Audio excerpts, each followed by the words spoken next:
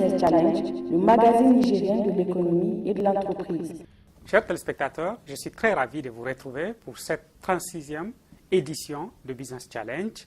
Déroulons tout de suite le menu de cette édition. Dans la rubrique événements, nous parlerons du classement Doing Business, notamment de comment le rapport Doing Business est confectionné et quels sont les paramètres qui sont pris en compte pour réaliser le rapport Doing Business. C'est à l'issue d'une rencontre entre les acteurs du public, du privé et aussi les cadres de la Banque mondiale au niveau du bureau Niger de la Banque mondiale. Notre rubrique Grand Angle reçoit cette fois-ci un acteur de la sécurité privée.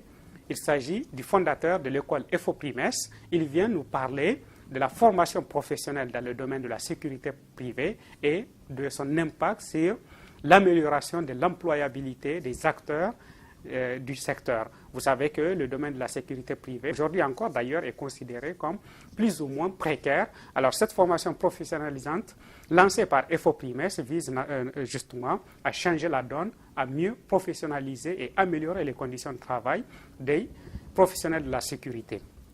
Parler de la sécurité et de son lien avec l'économie est quand même important. Vous vous souvenez, il y a quelque temps, d'ailleurs, un grand événement culturel et économique, le FIMA, a été reporté pour des raisons de sécurité.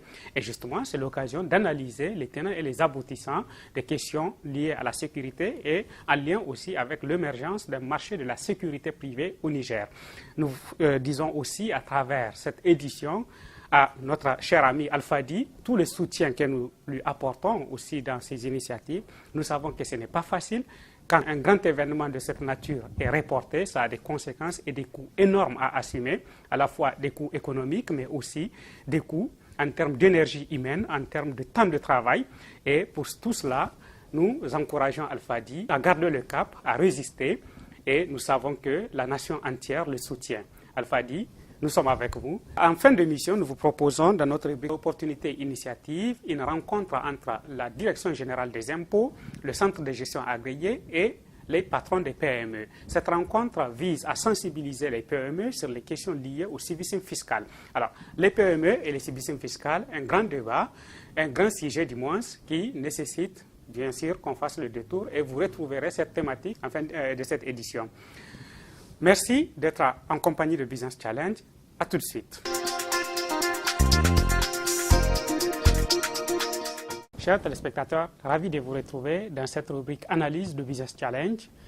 Dans cette analyse, nous allons vous parler du classement Doing Business et des évolutions récentes qui sont en cours au niveau du classement Doing Business. Alors déjà, le mardi 1er décembre 2015, le bureau de la Banque mondiale a convié un certain nombre d'acteurs du secteur public et du secteur privé concernés par l'évaluation du Doing Business. Et cette rencontre a visé un double objectif. Le premier objectif de cette rencontre a été d'expliquer encore davantage la méthodologie utilisée pour évaluer les indicateurs Doing Business, de clarifier comment les évaluateurs, appelés aussi contributeurs, sont choisis au niveau de chaque pays et comment se fait le recoupement et le traitement des informations recueillies auprès des contributeurs. Selon la Banque mondiale, ces échanges autour de ces aspects sont devenus importants dans l'optique de permettre à tous les acteurs, du public comme du privé, d'avoir la même compréhension du processus d'évaluation d'un business, ainsi que des paramètres qui sont pris en compte pour effectuer cette évaluation et calculer chaque indicateur. En effet, cette question de compréhension commune du processus de l'évaluation du business et du choix des contributeurs est quelquefois un point de discorde entre la Banque mondiale et les États, notamment le secteur public qui souvent conteste ou ne se retrouve pas sur certains indicateurs, sur le mode de calcul de certains indicateurs.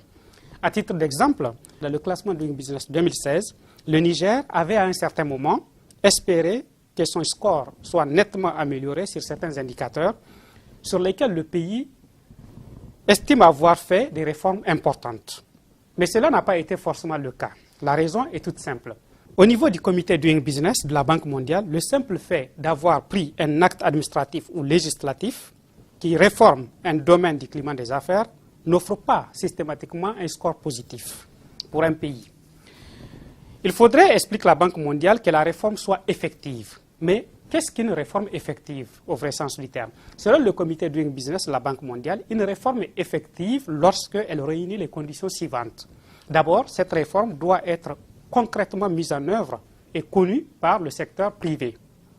Cette réforme doit être appliquée et le changement de son application doit être perceptible par les acteurs du secteur privé. Tenant compte de ces conditions, il paraît donc évident que le simple fait qu'un gouvernement annonce une réforme n'en fait pas une pour le comité Doing Business. Tant que cette réforme-là n'est pas connue par le secteur privé et tant que son bénéfice et ses avantages et les avantages que procure la réforme sur le climat des affaires ne sont pas ressentis au niveau des acteurs du secteur privé. La logique de cette démarche est simple. Les réformes Doing Business sont des réformes faites pour améliorer le climat des affaires. Ce sont donc des réformes au profit du secteur privé. Alors, lorsque les États veulent à ce que les réformes soient reconnues et enregistrées comme score dans le classement Doing Business, les États doivent faire le travail nécessaire de communication, de vulgarisation et de mise en œuvre pour que le secteur privé voit concrètement l'utilité de ces réformes et pour que le secteur privé en bénéficie. Voilà un peu le premier objectif visé par la rencontre du 1er décembre 2015 entre la Banque mondiale et les acteurs du secteur public et du secteur privé au Niger. Tout de suite, voyons le deuxième objectif de cette rencontre et aussi l'implication de cet objectif-là. Le deuxième objectif de la rencontre a été d'entretenir les acteurs publics et privés conviés sur les changements méthodologiques introduits au niveau de certains indicateurs de l'évolution Doing Business. En effet, dans le classement Doing Business 2017, quelques changements seront observés dans le mode calcul des indicateurs suivants: le raccordement à l'électricité, l'obtention du permis de construire, le commerce transfrontalier, l'exécution des contrats, le transfert de propriété. Le raccordement à l'électricité mesure le nombre de procédures pour obtenir une nouvelle connexion au réseau électrique, le temps nécessaire pour effectuer chaque procédure jour civil pour obtenir de la connexion au réseau électrique, le coût nécessaire pour compléter chaque procédure. Avec le changement méthodologique, un nouvel indice a été ajouté à l'indicateur raccordement à l'électricité. Il s'agit de l'indice fiabilité de l'approvisionnement et de transparence des tarifs. Sur cet indicateur, le Niger, classé 169e, a stagné dans le classement Doing Business 2016. Sur l'indice fiabilité de l'approvisionnement, le Niger a récolté une note de 0 sur 8 dans le classement 2016.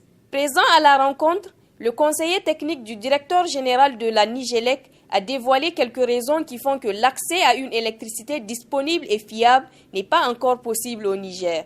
Les problèmes que nous connaissons découlent d'une situation fort antérieure qui consistait à privatiser la Nigélec.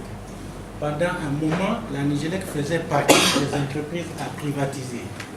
Et toutes ces entreprises qui étaient sur la liste de privatisation ont été interdites de financement. Et on les a demandé de ne plus entreprendre de nouveaux investissements. Et nous avons accumulé un retard de plus de 10 ans en termes d'extension du réseau, en termes de renforcement des capacités de production, etc. etc. Effectivement, nous sommes en train de payer le prix aujourd'hui, malgré qu'on ait levé la suspension de ces investissements-là. Par rapport à la fiabilité de la fourniture, effectivement, en fonction de nos besoins, nous avons un déficit de production parce que nous importons une partie de notre énergie électrique en provenance du Nigeria depuis 1973. Et aujourd'hui, la ligne d'interconnexion a atteint ses capacités. Nous assurons le reste de la production par la production thermique qui coûte excessivement cher. L'obtention du permis de construire mesure les procédures pour construire légalement un entrepôt, le délai requis pour compléter chaque procédure, le coût de chaque procédure et l'indicateur contrôle qualité de la construction. Dans le classement Doing Business 2016, le Niger a gagné 3 points au niveau de l'indicateur obtention de permis de construire. Mais le Niger doit encore améliorer sa situation sur certains indices de cet indicateur. Nombre de procédures, Il faut 15 étapes pour construire un entrepôt commercial et le raccorder au réseau d'eau et d'égouts au Niger, alors que la moyenne en Afrique subsaharienne est de 14 procédures. Coût. Les procédures coûtent jusqu'à 16,19% de la valeur de l'entrepôt au Niger, alors que la moyenne de la région est de 6,6%. Délai en jours. Toutefois, le Niger est performant sur le délai global des procédures avec en moyenne 112 jours, alors que la moyenne de la région Afrique subsaharienne est de 162 jours. Sur l'indicateur permis de construire également, les acteurs concernés ont apporté quelques clarifications sur la situation du Niger et dégagé des pistes d'amélioration. Quand on a un dossier de construction qu'on veut instruire pour un permis de construire, ce dossier doit nécessairement transiter chez nous, au ministère de l'Urbanisme, précisément à la direction générale de l'architecture et de la construction, pour ce que nous appelons une approbation technique. Cette approbation technique nous permet en réalité de vérifier non seulement la conformité des plans, mais surtout les calculs. Parce qu'il faut vérifier les calculs. C'est ce qui ne se fait pas dans la commission de permis de construire. Au sein de la commission, il y a un architecte qui est désigné par l'ordre des architectes du Niger, n'est-ce pas, qui siège dans la commission d'octroi des permis de construire. Effectivement, au Niger, nous n'avons pas encore un code de la construction et de l'habitation comme en France. Il faut nécessairement faire un croisement de différentes dispositions. Déjà, le code civil, c'est une référence qui a posé la question justement de la responsabilité décennale des constructeurs. L'indicateur sur le commerce transfrontalier mesure le temps et le coût pour les processus d'exportation et d'importation. Selon le comité Doing Business de la Banque mondiale, les bonnes pratiques internationales en commerce transfrontalier sont être membre d'une union douanière ou d'un accord commercial, soumission et traitement électronique du dédouanement, soumission de la déclaration en douane et du manifeste en avance, moins de 10% des conteneurs contrôlés physiquement grâce à un système d'inspection basé sur l'analyse des risques, guichet unique pour obtenir les documents et approbations nécessaires au commerce, infrastructure portuaire efficiente. Sur l'indicateur commerce transfrontalier, le Niger est passé dans le classement Doing Business 2016 de la 139e position à la 158e sur 189 pays évalués, soit un recul de 19 points. Les autorités publiques nigériennes ont été désagréablement surpris par ce rang car estimant avoir entamé des réformes pour améliorer le commerce transfrontalier. Mais la logique de l'évaluation Doing Business est qu'une réforme qui améliore le climat des affaires ne procure de score positif que lorsqu'elle est effective, c'est-à-dire connue par le secteur privé et concrètement appliquée. L'indicateur sur l'exécution des contrats mesure les délais et les coûts pour la résolution de litiges commerciaux par un tribunal de première instance. Avec le changement méthodologique, l'indicateur exécution des contrats mesure aussi une série de bonnes pratiques qui favorisent la qualité et l'efficacité du système judiciaire. Sur l'indicateur exécution des contrats, le Niger a stagné, restant sur la 154e position sur 189 pays dans le classement 2015 et dans celui de 2016. Le Niger pourrait améliorer son score sur cet indicateur si, entre autres, le tribunal de commerce en cours d'installation est effectivement opérationnel. L'indicateur de transfert de propriété mesure la facilité de transfert de propriété d'un fonds de commerce entre d'autres entreprises dans le même pays. Sur cet indicateur, le Niger a gagné un point dans le classement 2016. Les procédures de transfert de propriété aboutissent en moyenne en 35 jours au Niger, ce qui est relativement lent comparé à d'autres pays d'Afrique. La qualité et la transparence de l'information relative aux procédures doivent également être améliorées au Niger. Selon le comité Doing Business de la Banque mondiale, les bonnes pratiques internationales relevées au niveau de l'indicateur transfert de propriété sont l'informatisation des procédures de transfert de propriété, la disponibilité en ligne de l'information sur les procédures, la faiblesse des coûts de transaction, la fixation de délais optimal voire très courts pour chaque procédure afin d'accélérer le transfert de propriété.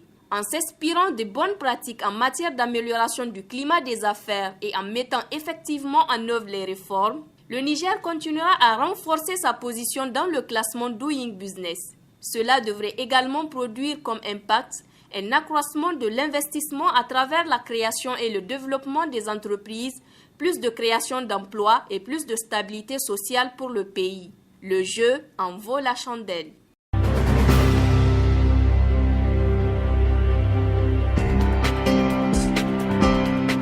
Chers téléspectateurs, ravi de vous retrouver dans cette phase de Business Challenge.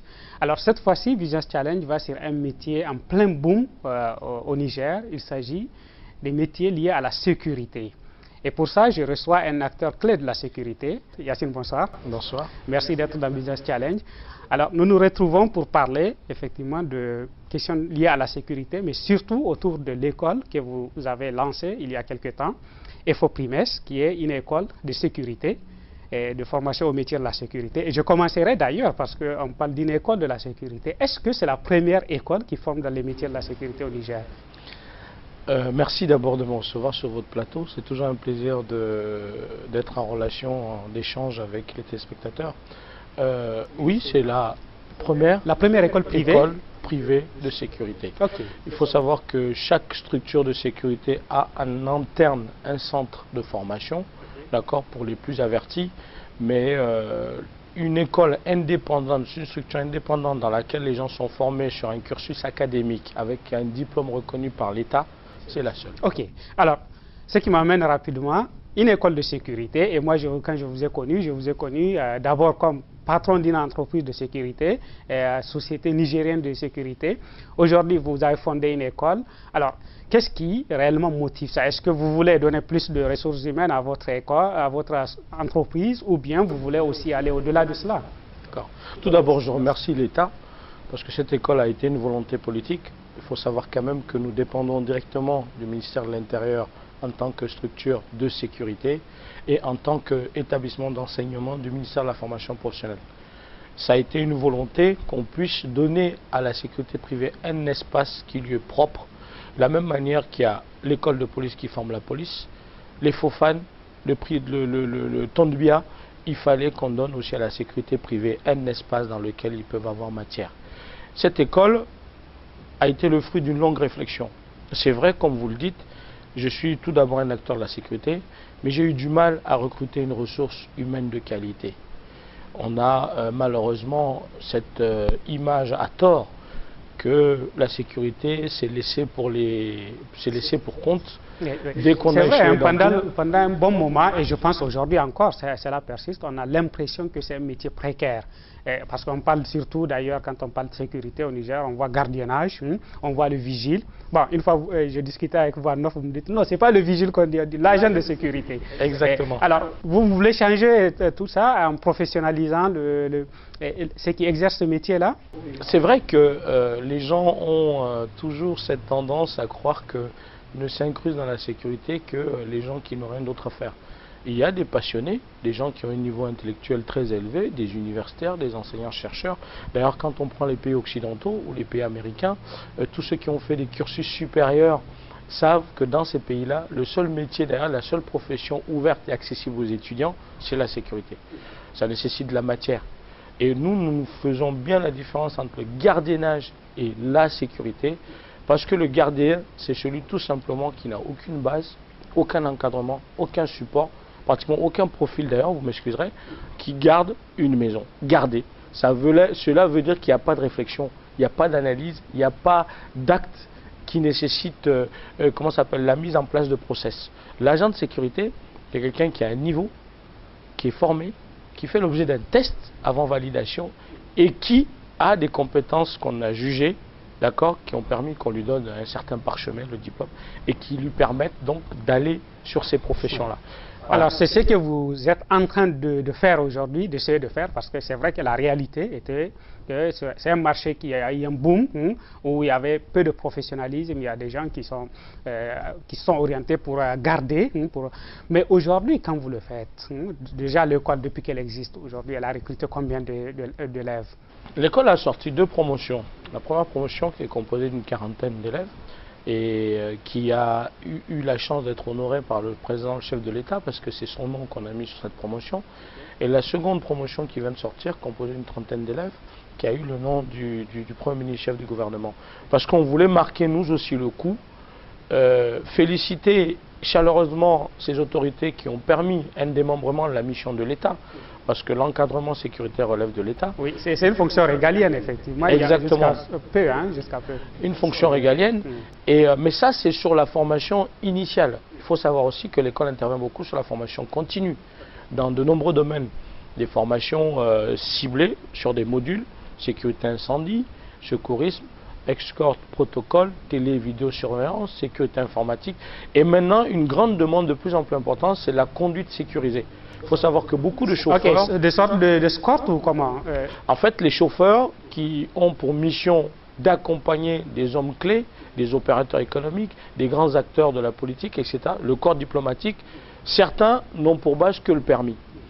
Au-delà de la simple manipulation d'une voiture en termes de déplacement d'un point à un point B, il y a l'analyse de l'environnement, la capacité de s'exfiltrer d'une situation. Donc, quelqu'un qui est formé au métier de la sécurité pourrait, au-delà de conduire le véhicule, pourrait assurer une certaine sécurité à l'occupant. Exactement. Voilà. En fait, nous prenons des chauffeurs qui ont que le permis, auxquels maintenant on intègre la réflexion sécuritaire dans leur conduite. Alors, Yacine, revenons à ça. Vous voulez quand même, c'est-à-dire que moi je vois ça, c'est un gros chantier qui est aujourd'hui en marche à votre niveau, parce que vous êtes en train de créer un marché et le professionnaliser. Mais pour cela, il n'y a pas que l'élève à former, il y a le formateur. D'où viennent vos formateurs? Il faut savoir que dès la genèse de cette école, on s'est bien entendu que les intervenants ne seraient issus que des forces de défense et de sécurité. Parce que c'est quelque chose d'extrêmement sensible, ça ne se bricole pas, donc il faut des techniciens de la chose. Ceux qui interviennent sont de la police, des sapeurs-pompiers, de l'armée et des enseignants-chercheurs. D'accord? Des gens qui sont reconnus, qui ont une réputation dans ce domaine-là. Comment ça se fait? Est-ce que ces gens-là, c'est des gens qui sont à la retraite ou bien qui sont convertis dans le privé, ou comment ça se fait? Il y a de tout. Okay. On a d'abord des correspondances officielles au niveau des différentes institutions qui encadrent ces gens-là pour leur demander de nous accompagner. Donc ils nous envoient une liste d'intervenants. Nous avons des personnes à la retraite. Et c'est une très bonne chose d'ailleurs, parce que dans la dynamique économique, il y a une reconversion de ces gens-là qui vont se retrouver à pointer à la NPE. Ou qui vont souvent qui ont même un peu plus de force quand même de continuer à exercer. Exactement, parce que nous estimons que le savoir, c'est un devoir de le transmettre aux autres. Voilà. C'est une frustration parfois pour ces gens d'aller à la retraite et de ne pas pouvoir transmettre leurs connaissances.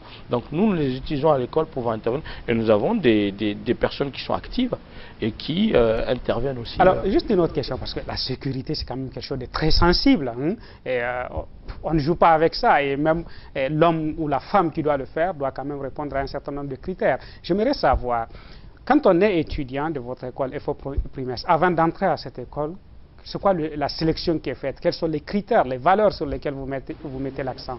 Une très bonne chose. D'abord, ce qui est très important par rapport à cette école, il y a quand même un nettoyage qui est fait. Qu'est-ce que j'appelle nettoyage? C'est-à-dire, on ne laisse pas infiltrer dans la sécurité n'importe qui. Il y a d'abord une notion de moralité. Tous doivent faire l'objet d'une enquête de police, pour qu'on sache s'ils n'ont pas des antécédents. Et l'enquête est rigoureusement faite? Rigoureusement faite en relation avec la police pour savoir s'ils n'ont pas des antécédents. Ça veut dire que ceux qui sortent de cette école n'ont pas de moralité douteuse. Secondo, des critères physiques. Il n'y a pas de métiers soft qui peuvent être accessibles aux personnes handicapées, par exemple? Si, nous avons justement des missions qui consistent à faire de la surveillance passive, c'est-à-dire vous êtes assis sur un fauteuil, vous faites de l'analyse d'image. Ou bien même de l'analyse, effectivement. Exactement, vous faites de l'analyse d'image. Par exemple, les personnes à mobilité réduite peuvent bel et bien être formées pour agir dans ce sens. Mais il faut savoir que souvent, l'agent de sécurité ou le technicien de la sécurité analyse une situation et il agit. Et la plupart du temps, il agit physiquement. Donc, ce n'est pas des métiers dans lesquels on peut développer le risque. C'est-à-dire jusqu'aujourd'hui, le soft n'est pas encore très développé, parce que j'imagine que si le marché arrive à maturité, vous pouvez être un bon ingénieur système qui sait analyser des systèmes informatiques, être handicapé, mais pouvoir exercer ce genre de métier. Exactement, nous allons aller vers ces volets parce que pour l'instant, la demande est plutôt concentrée sur des gens avec une certaine mobilité et nous faisons partie des acteurs qui pensent qu'il n'y a pas de discrimination, il faut créer l'équilibre des forces. Nous favorisons l'entrée dans ce domaine des femmes, nous allons aussi favoriser l'entrée dans ce domaine des personnes à handicap, mais seulement il faut que ces personnes s'inscrivent dans une dynamique qui peut accepter leur handicap. Voilà, donc il y a tout un accompagnement individuel. Alors, deux promotions. Combien de lauréats sur le marché et justement aussi, je sais que la sécurité recrute beaucoup d'hommes et de femmes, mais pour autant, est-ce qu'aujourd'hui, quand on est formé dans ce métier-là, on va forcément avoir du boulot? Ah oui, il faut savoir que les chiffres indiquent aujourd'hui que la demande en matière de sécurité dépasse l'offre du marché aujourd'hui. C'est-à-dire que toutes les entreprises de sécurité que vous approchez se retrouvent dans l'incapacité de répondre à la demande. Ça, c'est la réalité du moment au Niger? C'est la réalité du moment, puisque j'ai moi-même une entreprise, comme vous l'avez dit, qui est quand même une entreprise référence. Et aujourd'hui, je fais face à cette même difficulté qui fait que sur le marché, nous faisons l'objet de demandes et parfois nous n'arrivons pas à répondre à cette demande. Donc, ça veut dire l'employabilité des étudiants est garantie, quoi. Écoutez, entre un non formé et une personne diplômée, sortie d'une école, quelqu'un qui a été formé sur le tas et celui qui a fait un cycle sur une année ou 2 ans en se spécialisant, il n'y a pas photo. Oui. Alors, juste pour aller toujours sur l'employabilité, je sais qu'un métier, tout le monde choisit un métier parce qu'il espère vivre dedans, parce qu'il espère se développer, avoir une carrière. Aujourd'hui, dans le métier de la sécurité, je rappelle quand même, aujourd'hui encore, dans beaucoup de cas, on considère que ce secteur-là est un métier pour beaucoup de gens qui est un métier précaire, où les gens ne gagnent pas suffisamment leur vie. Est-ce qu'avec des formations professionnalisantes qui vont former des gens, des professionnels, est-ce que cela peut changer? Est-ce qu'aujourd'hui, vous, en tant que patron d'une entreprise, dans le domaine de la sécurité, vous prévoyez que lorsque quelqu'un est formé, il a un diplôme, il est agent de sécurité, il devrait gagner un salaire nettement supérieur que ce que quelqu'un gagne aujourd'hui? Ah oui, mais comment ça va évoluer? C'est exactement ça, et votre question est très pertinente, et je pense que c'est ça la logique, c'est que comment voulez-vous valoriser un salaire sur des individus qui n'ont pas de cursus? Donc la mise en place de cette école n'a rien d'autre comme objectif, au-delà du développement des compétences de ces personnes qui s'exposent quand même. Parce qu'il ne faut pas oublier qu'avant de protéger quelqu'un, elles exposent leur vie. Donc est-ce qu'on a le droit d'exposer la vie de quelqu'un? Non, on leur apprend comment se protéger et comment protéger les autres. À partir de là, il va de soi qu'un technicien de la chose est valorisé automatiquement et sa grille salariale s'inscrit dans la logique de son cursus. Sur le marché standard aujourd'hui, quelqu'un qui a fait une thèse dans un domaine ne va pas être traité de la même manière que celui qui est au lycée. Voilà, en principe, d'accord? Voilà. Donc pour nous, ce manque de valorisation de la profession est lié au fait qu'il n'y a pas de formation. Que chacun essaie. Et les gens apprennent sur le tas. Les gens apprennent sur le tas, d'accord. Le fait d'avoir une école, pour moi, ça permet d'abord de véhiculer le message aux autres que ce ne sont pas des laissés pour compte ou des gens qui ont cartouché dans tous les domaines qui y sont. Il y a des gens qui y sont par passion. Il y a des universitaires dedans. Il y a des gens qui ont... Est-ce qu'aujourd'hui, vous avez, par exemple, parmi les lauréats que vous formez, des gens qui vont dire, bon, moi j'ai mon bac, au lieu d'aller m'inscrire dans telle ou telle école, je choisis de faire un métier lié à la sécurité et de venir à FO primaire. Exactement. Vous avez des gens comme ça? Bien sûr, on en a plein. Et aujourd'hui, l'une des difficultés que nous avons, j'ai aujourd'hui dans toutes les 5 communes du Niger, des jeunes diplômés qui ont envie de se spécialiser, de se reconvertir dans la sécurité, mais qui faute de moyens, parce qu'il n'y a pas de bourse, il n'y a pas d'accompagnement. Dans les communes de Niamey, c'est ça? Dans les communes de Niamey, j'ai actuellement un classeur qui contient la liste par commune de candidats potentiels au niveau de cette école, mais qui souhaiteraient être pris en charge. La prise en charge n'existant pas, ils se retrouvent à la rue, à la recherche d'emploi, alors qu'on aurait pu les former, et ils font de ça une profession. Alors, je reviens, parce que là, vous me rappelez, il y a quelques temps, j'écoutais quand même sur les médias, vous avez fait un concours d'offres de bourse, et vous avez sélectionné des boursiers, vous en avez attribué combien? Et de l'autre côté, la prise en charge, j'imagine quand même que, aujourd'hui, je vois des étudiants qui sont inscrits dans les écoles privées et qui disent que c'est grâce à la bourse ou bien, je ne sais pas moi, une prise en charge de l'État que je vais dans ces écoles privées. Est-ce que ça ne s'applique pas à vous? Disons que ça va venir, parce qu'on a eu plein d'étudiants qui sont venus vers nous, qui savent qu'ils sont dans des secteurs saturés. Parce que moi, je le dis, des jeunes pays tels que le Niger n'ont pas besoin de longs cycles.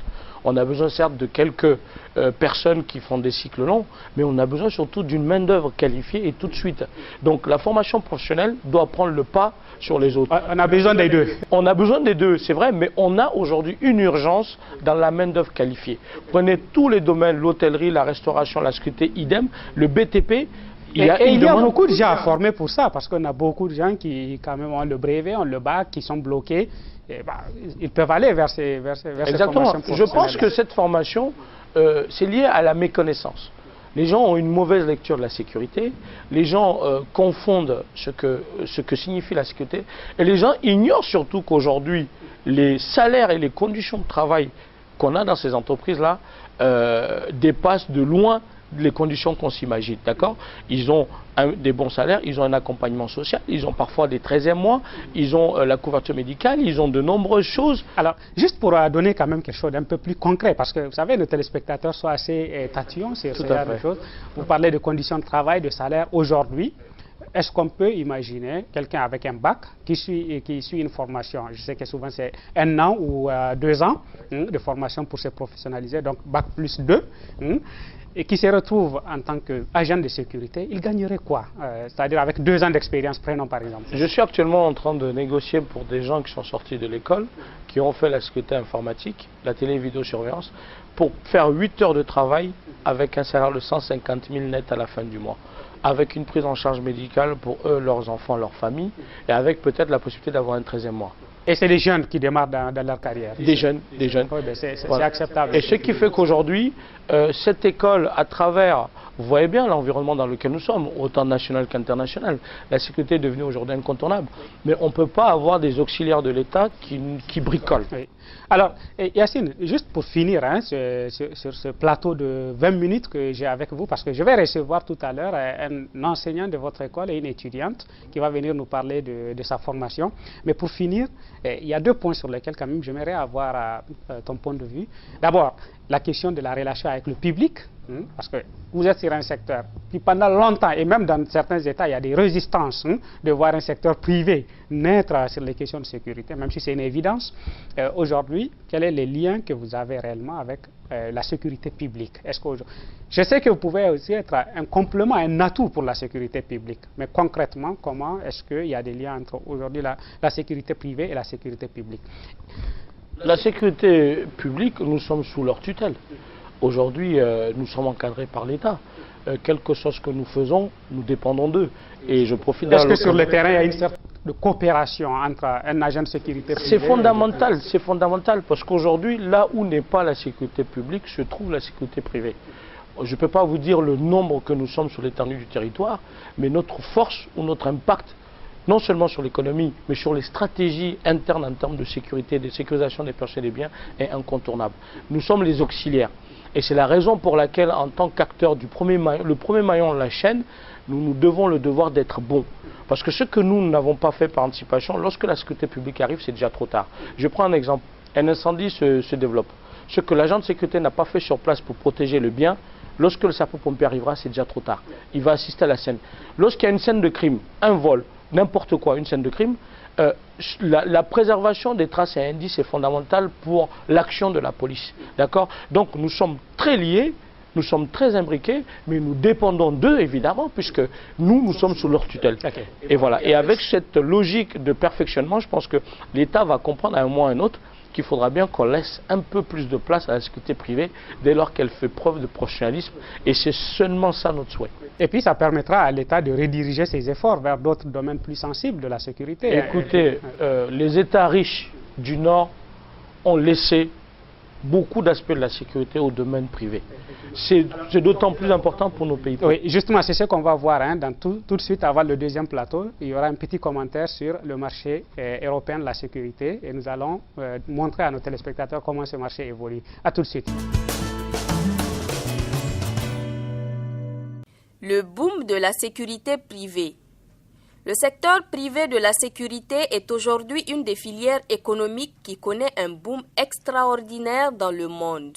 Le chiffre d'affaires du marché mondial de la sécurité privée est estimé à plus de 100 milliards de dollars, avec un taux de croissance à 2 chiffres dans la plupart des pays du monde.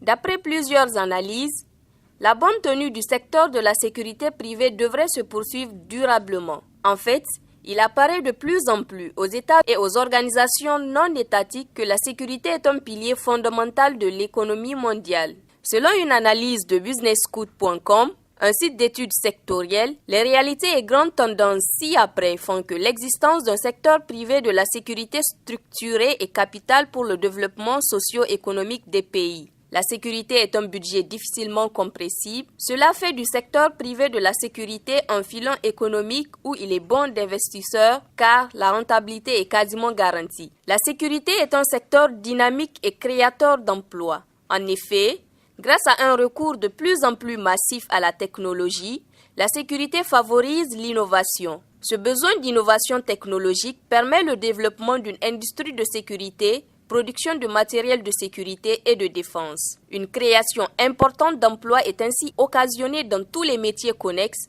services de sécurité, recherche et développement en sécurité, fabrication et commercialisation de matériel et autres gadgets de sécurité. La coopération publique-privée en matière de sécurité peut créer une synergie positive qui renforce les capacités de l'État à faire face à certaines menaces. Même si la sécurité publique est encore largement considérée comme du domaine exclusif de l'État, certains pays ont expérimenté une coopération avancée avec le secteur privé de la sécurité pour gérer des défis sécuritaires. C'est le cas en Espagne où l'État collabore avec les acteurs privés de la sécurité dans la lutte contre le terrorisme, analyse Business Scout. En Afrique subsaharienne et au Niger particulièrement, le marché de la sécurité privée est encore en gestation. Mais la demande est déjà très forte. Il se pose alors comme défi pressant l'organisation de la filière et la professionnalisation de ses acteurs. Chers téléspectateurs, je suis très ravi de vous retrouver dans cette deuxième phase du plateau Business Challenge, toujours avec les métiers de la sécurité, avec EFO Primes. Alors, je reçois dans cette deuxième partie un enseignant et une étudiante dans les métiers de la sécurité. L'enseignant, c'est M. Léonce. Léonce, bonsoir. Bonsoir. Et l'étudiante, c'est Zainabou. Alors, Zainabou qui porte les couleurs de son école. Merci d'être tous les deux sur le plateau de Business Challenge. Nous allons faire suite à l'émission, au plateau que nous avons eu tout à l'heure avec le fondateur de l'école, Yacine. Alors, nous avons parlé avec lui des grandes questions liées à la fondation de cette école. Vous venez pour échanger avec nous sur les questions liées à la formation. Alors, je commence tout de suite par Léonce pour parler concrètement de comment est-ce que la formation est organisée au niveau de EFO Primes. À EFO Primes, nous recevons deux catégories d'étudiants. Il y a les bacheliers et ceux qui sont au niveau brevet. Donc, pour les bacheliers, ils auront à faire un an seulement de cursus. Tandis que pour ceux du niveau de brevet, ils auront à faire 2 ans de formation. OK. Alors, 1 an pour les bacheliers, 2 ans pour ceux qui ont le brevet. Alors, pendant ces 1 an pour les bacheliers, qu'est-ce qu'on enseigne? C'est quoi les matières? Quelles sont les filières disponibles en matière d'enseignement? Voilà. Nous avons comme filière la télévidéosurveillance, l'escorte protocole, la sécurité incendie, la sécurité informatique et le secourisme.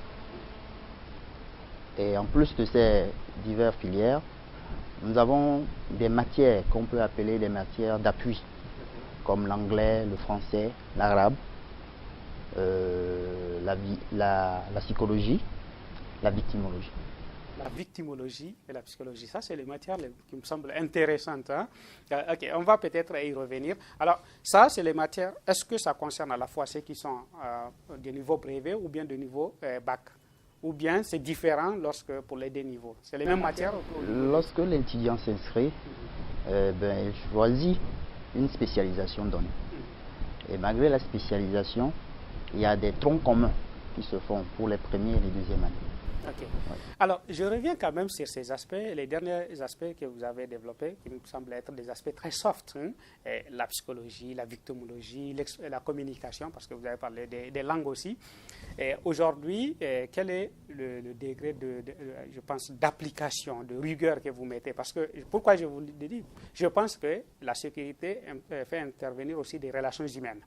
Et très souvent, moi, c'est mon expérience personnelle, ce qu'on appelle les vigiles, que je vois, moi, je trouve souvent leur niveau de gestion des relations humaines assez exécrable.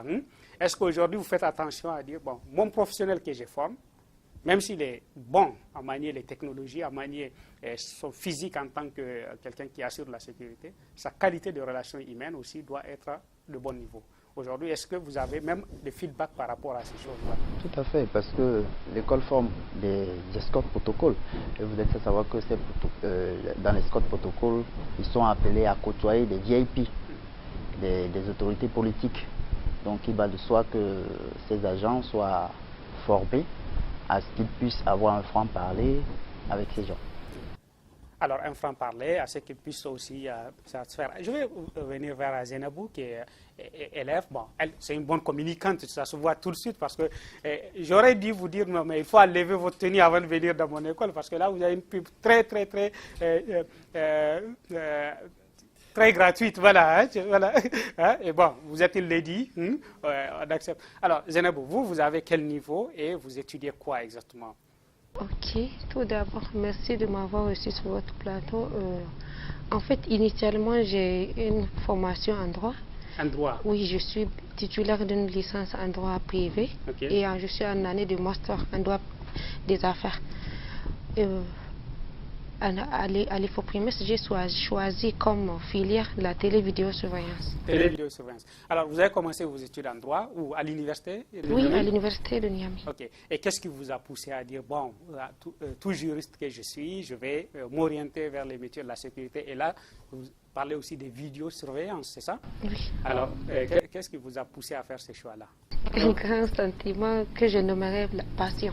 La passion? Oui, la passion. Vous êtes passionné par quoi? Par la sécurité? Par la sécurité et notamment la sécurité privée. Ok. Oui. Bon, parlez-moi, qu'est-ce qui explique cette passion-là pour la sécurité privée? Parce que vous aurez dû dire, bah, écoutez, je vais devenir gendarme, je vais devenir inspecteur de police, mais là, vous partez dans le privé. Oui, en fait, les autres domaines dont vous venez de citer sont des domaines tellement communs, tellement saturés que les domaines les moins prisés pour les jeunes, c'est celui de la sécurité privée, donc c'est ce qui a motivé mon choix. Ok. Oui. Est-ce que c'est parce que vous vous sentez beaucoup plus indépendante, vous voulez avoir plus d'autonomie? Parce que le privé, normalement, c'est ce que ça veut dire. Ok. Oui, j'espère en fait à plus d'indépendance et plus d'autonomie, et surtout en tant que femme. On parlait tout à l'heure des feedbacks que vous recevez sur le comportement des agents, sur le comportement des lauréats de votre école. Alors, j'aimerais savoir, par rapport à ces feedbacks-là, aujourd'hui, comment vous appréciez la qualité de service des agents de sécurité qui sont formés au niveau de votre école? Je précise quand même, dans les discussions off, vous me dites que vous vous formez dans le domaine de la sécurité informatique, c'est ça? Oui, oui, tout à fait. Donc, concernant les feedbacks dont vous parlez, l'école est pour l'instant fière de ces étudiants qui sont déjà en exercice, parce que les diverses sociétés partenaires font des éloges sur le comportement, la discipline et le bon sens avec lequel ces étudiants-là exercent leur métier. Est-ce qu'ils vous disent aussi des choses à améliorer? Par exemple, est-ce qu'il y a des points sur lesquels vous dites on a besoin que vous investissez plus dans la formation, vous mettez l'accent sur tel ou tel point? Non, mais par contre, ce que j'allais dire, c'est que on reçoit plutôt plus de demandes. Plus de demandes? De demandes. Donc, ce qui veut dire que il faudrait que les jeunes s'inscrivent davantage dans cette logique d'apprendre et de se professionnaliser dans le métier de la sécurité. Ok. Et parlons maintenant de la sécurité informatique, qui est quand même assez rare. Je sais que les ingénieurs, ou même dans les écoles d'ingénieurs, il y a des aspects liés à la sécurité informatique qu'on apprend. Mais maintenant, dans le secteur même de la sécurité, à qui vous apprenez cette discipline-là, sécurité informatique, et où est-ce qu'il l'exerce? Bon, la sécurité informatique, en fait, concerne tous les domaines d'activité qui existent, disons, on peut le dire ici. Parce que dans la sécurité informatique, il y a d'abord l'archivage des données. J'entends par là la numérisation des données, et ensuite la sécurisation de ces données-là, la sécurisation du matériel utilisé pour ces données-là aussi. Et vous voulez savoir si, je pense qu'il y a 1 ou 2 ans, on a connu le malheur que des fichiers ont été entièrement brûlés au ministère de la Justice. Donc si le ministère avait pris soin d'avoir une cellule qui s'occupait de la sécurisation de ces données-là, il y aurait eu archivage numérique de ces données, sécurisation de ces données. Et quand il y a sécurisation de ces données, ce n'est pas seulement du côté numérique, mais il y a le côté aussi anti-incendie. Alors, cette formation spécifique liée à la sécurité informatique, est-ce qu'elle est mise dans le paquet de la formation qui est offerte aux bacheliers qui rentrent dans votre école et aux brevetés, ou bien c'est une filière complètement à part avec des catégories d'étudiants à part? Bon, il faut dire que comme c'est un nouveau concept que le fondateur a bien voulu éduquer à l'école, le fondateur a pris la décision que tous les élèves inscrits, quelle que soit la filière, puissent bénéficier de ce cours-là. Okay. Donc, même quand on est agent de sécurité, qu'on soit sur le terrain ou en visiosurveillance, on peut avoir des notions en sécurité informatique. Ça, c'est bien ça. Alors, je reviens à Zénab, parce que notre plateau est très court. Zénab, les femmes, dans beaucoup de métiers, et d'ailleurs, ce n'est même pas seulement au Niger, hein, je pense que le métier de la sécurité, il est déplorable, que dans le monde déjà, on considère que c'est un métier très masculinisé. Beaucoup d'hommes et peu de femmes arrivent à faire leur place dedans. Alors vous, aujourd'hui, en tant que jeune dame qui choisit d'aller dans le domaine de la sécurité, est-ce que vous faites face à des obstacles, y compris même dans votre entourage, des gens qui vont dire « mais attends, on ne comprend pas votre choix hein? » ou bien des préjugés. Est-ce que vous faites face à des choses comme ça? Bien sûr, ça manque jamais. On fait face à tellement de préjugés des gens qu'on croise de la rue ou même au niveau de notre famille qui disent que non, pourquoi choisir un tel domaine parce que c'est un domaine trop masculin, tout ça. Mais en tant que femme, on doit aussi se trouver une place de la société. On doit aussi aspirer à changer notre vie, à nous autonomiser, tout ça. Donc c'est un domaine dans lequel on peut gagner notre vie, ça peut marcher. Et donc aujourd'hui, est-ce que vous vous sentez en mesure de faire face, de surmonter ces questionnements-là, ces interrogations face auxquelles vous faites? En fait, le fait d'être une femme ne constitue pas un handicap, loin de là. Donc du coup, je sens que je vais m'en sortir et que je suis quand même physiquement apte et moralement apte. Okay. Il y a combien de dames, d'élèves femmes ou bien de jeunes filles à Infoprimes? 5. 5. Oui. Et sur l'effectif total de votre classe, vous êtes combien? 32. 32, 5 sur 32, oui, ça reste encore. Hein? Donc il faut continuer à recruter. Alors, finissons par ce point-là aujourd'hui. Tout à l'heure, avec le fondateur de l'école, je posais la question sur l'encadrement, sur la rigueur, sur les valeurs qui sont défendues au niveau de l'école. Bon, vous, en tant qu'enseignant, je sais que les élèves, ils viennent alors que le test est déjà fait. Vous les prenez pour les former. Dans votre formation, quelles sont vraiment les valeurs clés que vous essayez de transmettre? Quels sont les comportements que vous recommandez? Comment ça se fait? Expliquez-moi, vraiment, c'est ce sur quoi vous insistez. Dans la charte de qualité de l'école, il y a 3 grandes valeurs que l'on développe avec les élèves. Il y a la discipline qui occupe la première place, il y a la discrétion et il y a l'efficacité. La discrétion et l'efficacité. OK. Alors, quand vous dites discrétion et efficacité, comment vous expliquez la discrétion à un bachelier qui vient de rentrer dans votre école, qui va côtoyer, par exemple, un jour, je ne sais pas moi, un président d'une banque, un premier ministre, et qui va même être là au moment où il dîne avec quelqu'un? Comment vous lui expliquez la portée de tout cela? Voilà, justement. Je prends le cas d'exemple typique d'un escorte. Il est appelé à être en permanence avec l'autorité. Et l'autorité est appelée à rencontrer beaucoup et à discuter même des choses peut-être d'ordre très très sensible. Et on ne dit pas à la sécurité, éloignez-vous, on va causer, n'est-ce pas? Non, pas moment non. Donc il faudrait que cette personne soit une personne quand même digne de confiance. Qu'elle ne soit pas une pille, si je peux le dire, rapporter des informations comme ça, qui peut divulguer des informations qu'il ne faut pas. Donc il lui faut une certaine discrétion, que cette personne-là soit apte à être digne de cela. Mais justement, pour arriver à ça, je pense qu'une formation doit être suffisamment rigoureuse pour éliminer entre l'entrée et la sortie des gens, parce que tout simplement, ils n'ont pas été suffisamment bons dans les matières, mais même leur comportement. Est-ce qu'aujourd'hui, quand vous prenez le cursus de votre école, 1 an et 2 ans, quel est le taux de réussite et quel est le taux d'élimination? Est-ce que vous avez une idée de ces taux-là? Oui, à vrai dire, si je prends le cas de la 2e promotion, il n'y a que, en l'ensemble de tous les élèves, que 2 qui ont été ramenés, c'est-à-dire qui n'ont pas accédé au taux minimal adéquat pour réussir.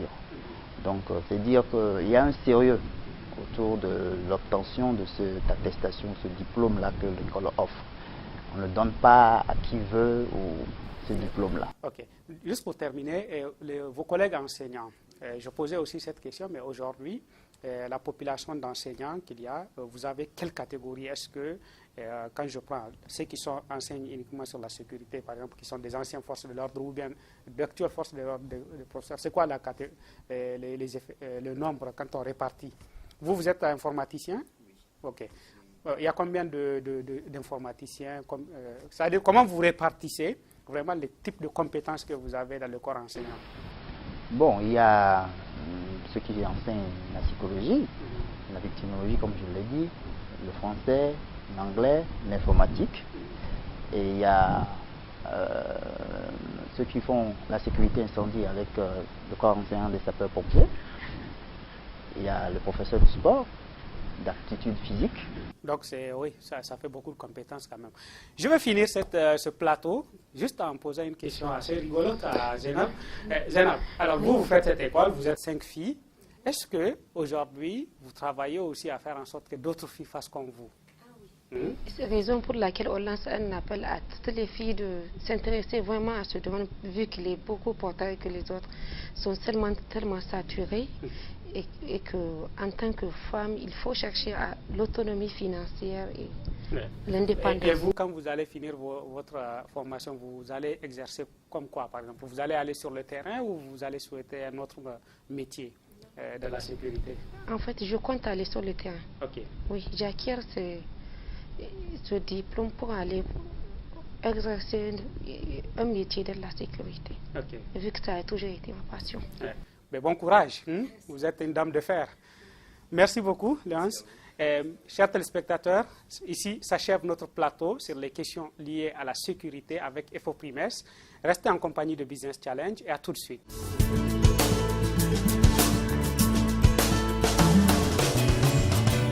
Qui paye les impôts? C'est bien les citoyens, les usagers, donc les citoyens ordinaires et les entreprises.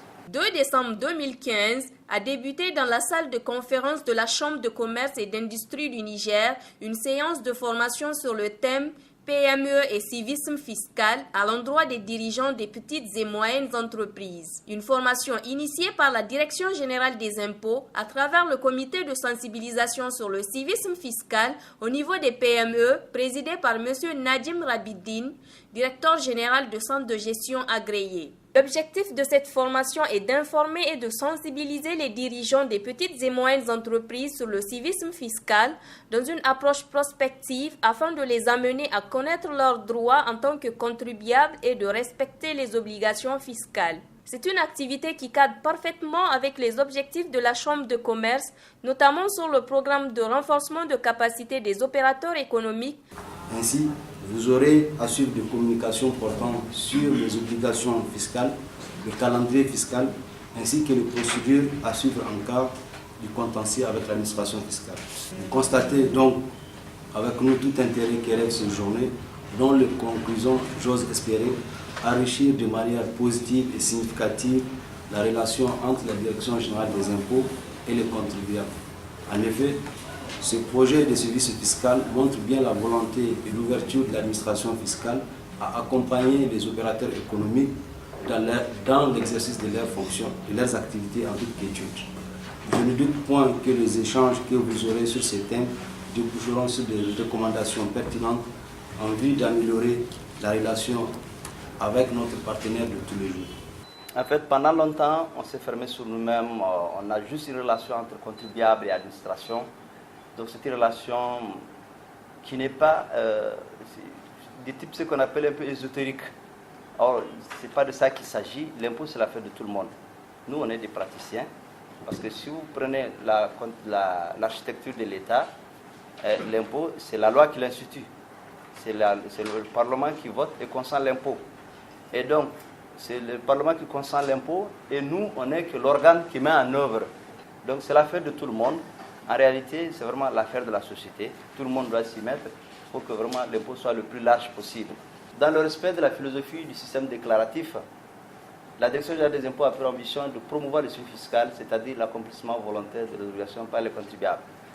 Donc c'est cela la démarche. La démarche n'est pas que nous devons être comme des gendarmes derrière chaque citoyen contribuable ou derrière chaque entreprise contribuable, mais nous devons faire en sorte que chaque citoyen, connaissant lui-même l'intérêt de l'impôt, l'importance de la chose, s'acquitte de manière spontanée de ses obligations. Et l'administration aussi, en retour, doit être à mesure de faciliter à chaque citoyen donc, le paiement de ses impôts. Donc, c'est une démarche de conscientisation. Bien évidemment, quand on est dirigeant d'un PME, ce que, a priori, on est déjà conscient qu'on a des responsabilités. Dans les PME, il y a création d'emplois. Qui dit création d'emplois, ça veut dire que vous avez des gens sous votre tutelle, donc vous êtes quelqu'un de responsable. Vous managez des gens, donc vous êtes déjà conscient. Mais la conscience que nous voulons, c'est cette culture de suivi fiscal, fondée sur vos droits et vos responsabilités. Vos droits, c'est quoi? En tant que citoyen ou en tant qu'usager, vous avez des droits. Vos responsabilités, c'est quoi? Vous avez des obligations en tant que contribuable, tout simplement. Donc, il y a des impôts que vous devez payer par vous-même. Il y a des impôts dont vous avez la charge de collecter pour payer. Donc, vos responsabilités, il faut toutes les connaître d'abord. Donc, c'est cela l'objectif premier quand on est dirigeant de PME. Vraiment, on doit aussi se dire que la relation qu'on a avec la puissance publique, ce n'est pas une relation d'inquisition. Ce n'est pas une relation qui consiste à dire non, non, non, on va vous forcer à payer vos impôts. Non, ce n'est pas ça. Considérez que vous êtes responsable de vos actes, comme les autres actes de la vie civile que vous faites. Le paiement des impôts, c'est un acte de responsabilité parce que vous êtes un citoyen, parce que vous avez une puissance publique à entretenir. Le PME, c'est le poumon de l'économie. Donc, c'est extrêmement important qu'à chaque moment, on soit ensemble. Donc, vraiment, on doit échanger. Vous devez connaître, vous, votre qualité de PME et l'importance que vous avez pour l'économie. La manière que vous créez des emplois, que vous créez des richesses, vous créez aussi des impôts pour l'État. Donc, et c'est cela aussi, vous participez à la croissance économique du pays. Donc, les micro-entreprises sont celles qui répondent aux critères et seuils suivants. Donc, les micros, c'est les plus petites entreprises. Avoir un effectif de 1 à 3 employés. Donc, tenu d'une comptabilité allégée en interne. Ça, c'est, dans notre contexte, c'est assez difficile toujours, parce que le degré d'alphabétisation de beaucoup de nos PME ne permet pas aux gens de tenir une comptabilité en tant que telle. Tout est dans la tête, mais lorsqu'il s'agit de fournir, ça devient un problème. Mais ça fait partie quand même des critères des PME, des micro-entreprises. Inscription au répertoire des métiers.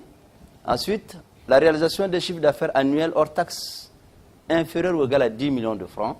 Donc, bien évidemment, dès que vous créez la structure et que vous remplissez les premiers critères, donc même si vous n'atteignez pas un certain seuil de chiffre d'affaires, vous êtes une PME, donc ça c'est ce critère de chiffre d'affaires. Mais en réalité, ce critère vise à exclure, à partir du seuil supérieur à 10 millions, donc vous n'êtes plus une micro-entreprise, vous verrez bien, vous allez passer au seuil de petite entreprise. Donc les petites entreprises sont celles qui répondent aux critères suivants. Effectif de 4 à 10 employés.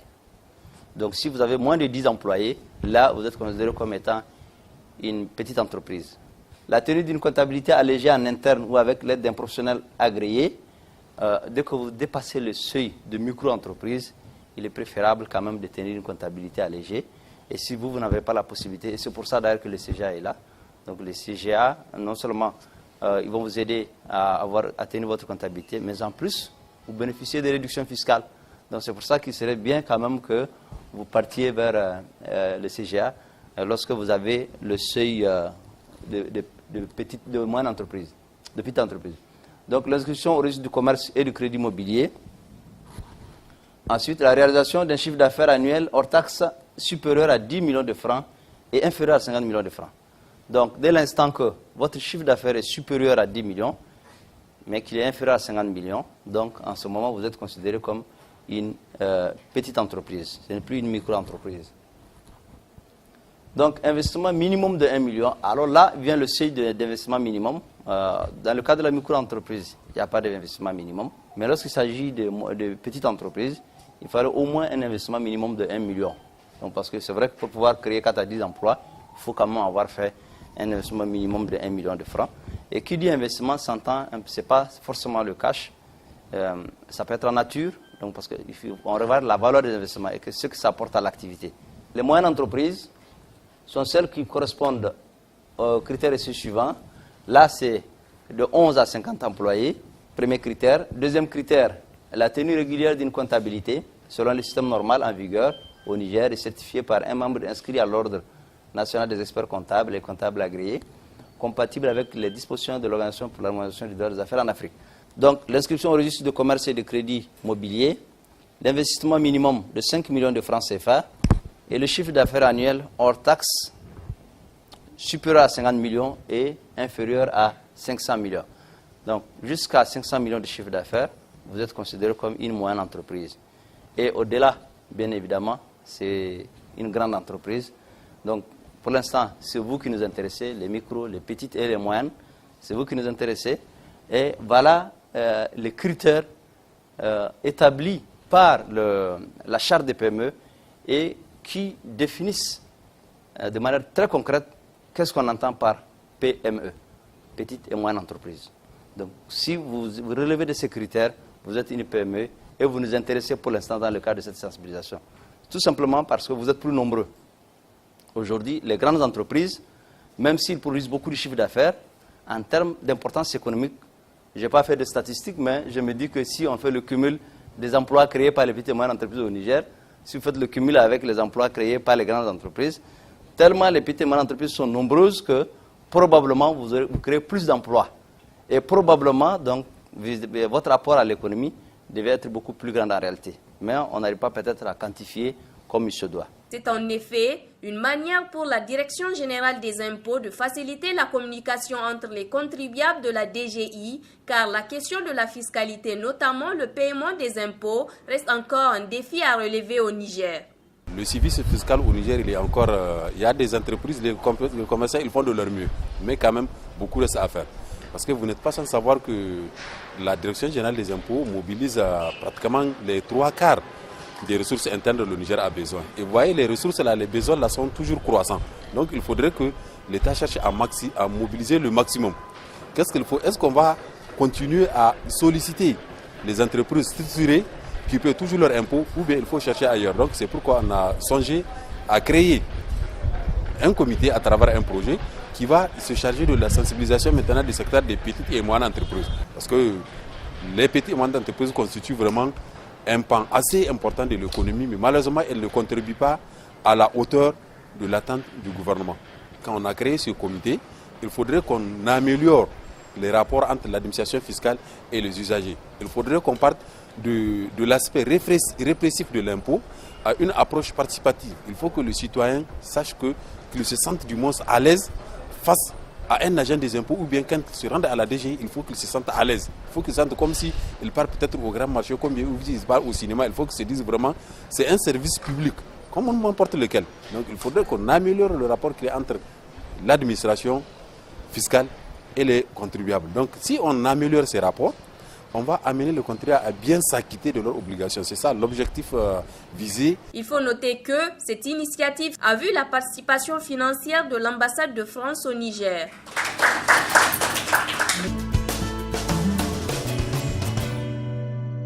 Chers téléspectateurs, j'espère que vous avez agréablement suivi cette édition Business Challenge. Nous vous donnons rendez-vous sur les réseaux sociaux, notamment sur notre page Facebook, où vous pouvez nous envoyer vos commentaires et suggestions.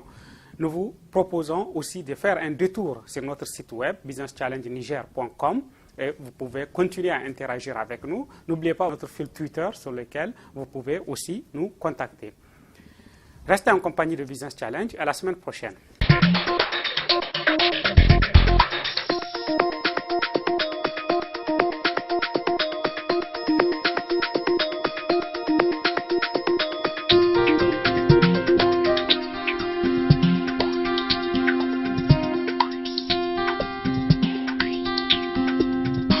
Business Challenge, le magazine nigérien de l'économie et de l'entreprise.